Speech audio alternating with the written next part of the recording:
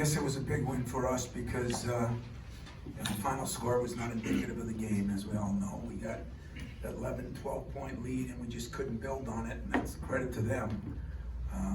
Disappointing things the first half when I thought we shot the ball well, thought we defended pretty well, and every time we got a rebound, Simpson, who is phenomenal at it, knocked balls loose, and I think they got 8 points or something off of our rebound, a 3-point shot, a 3-point play, and a 2. And that was frustrating. Disappointed with a couple of my guys on that.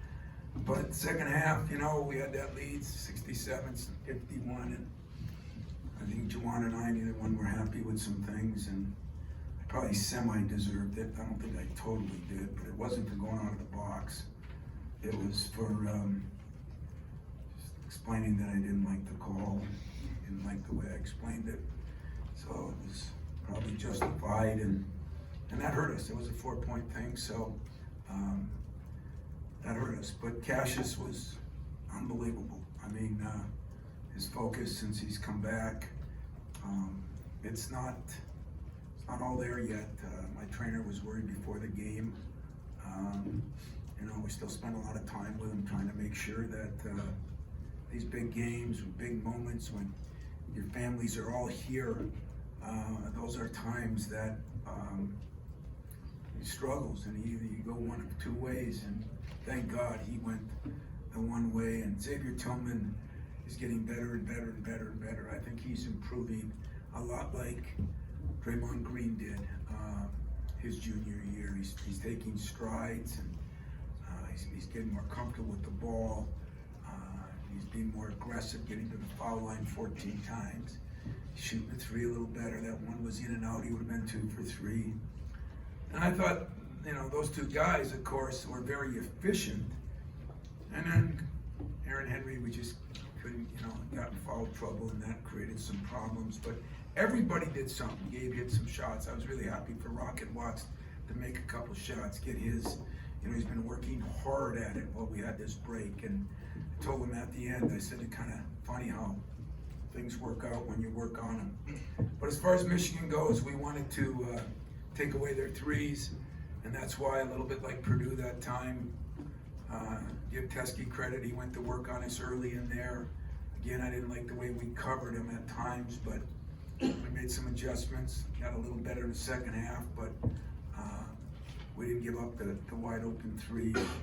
I thought Simpson, you gotta love Simpson. He plays so hard, he gets the job done. And Brandon Jones from our area, I thought played very well. So we did a pretty good job on Brooks and David DeJulius, and I think that was one of the difference. Wagner hit one, but we did a decent job on how we had to do to win the game. I just didn't like the way we just kind of got to 11 and we're trading buckets. But we're not the finished product yet. We're kind of half-baked right now, so we're trying to work on our game too.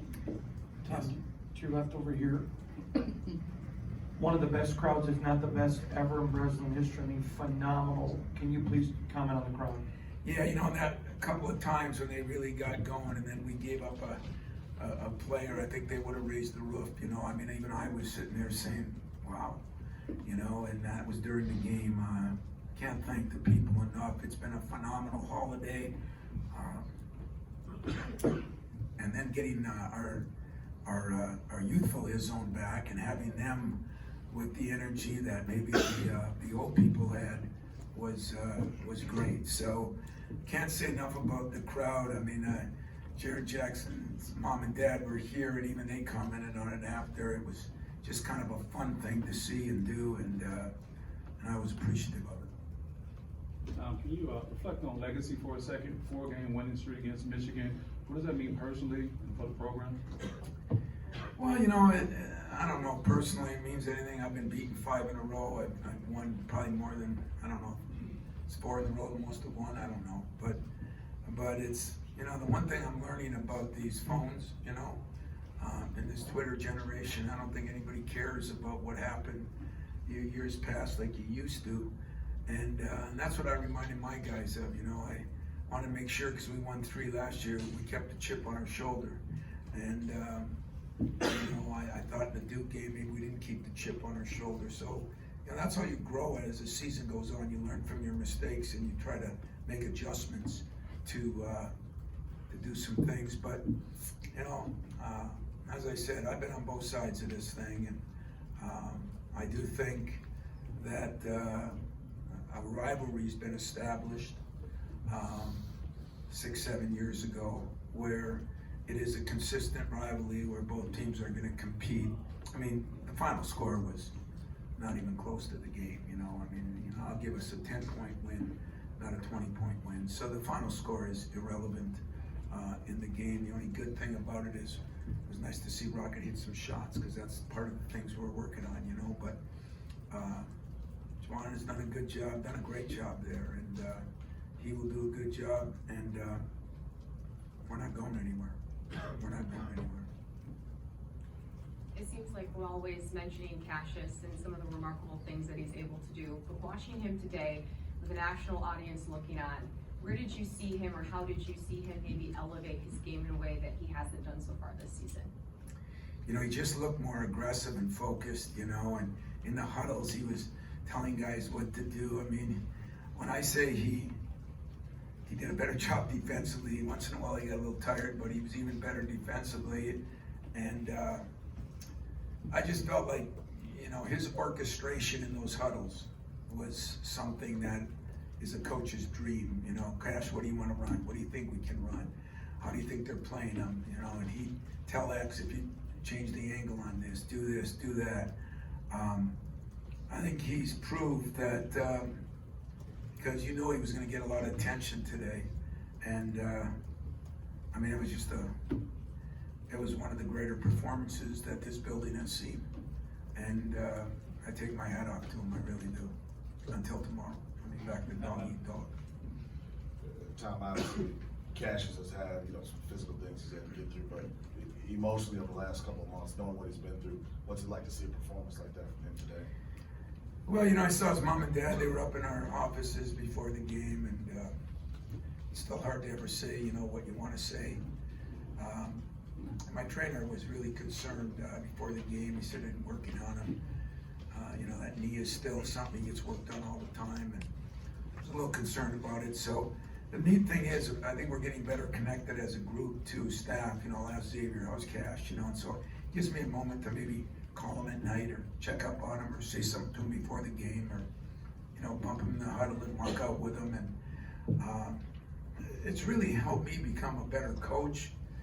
But I don't think any of us will ever be able to appreciate what that kid has gone through and how he's handled it. Heaven forbid if somebody's in the audience has gone through that with a brother, sister, son, daughter, cousin, whatever.